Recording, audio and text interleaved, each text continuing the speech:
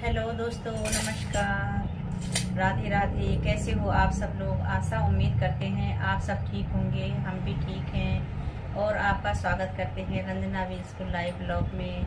दोस्तों, हम एक छोटी सी प्रयास कर रहे हैं, एक भजन गा रहे हैं और आपको अच्छा लगेगा तो कमेंट, शेयर, सब्सक्राइब ज़रूर करना, लाइक भी करना और कहीं पे कोई गलती होगी तो उसे माफ़ करना। जय भोलेनाथ। केदारनाथ धाम की जय, बद्रीनाथ धाम की जय। भोले के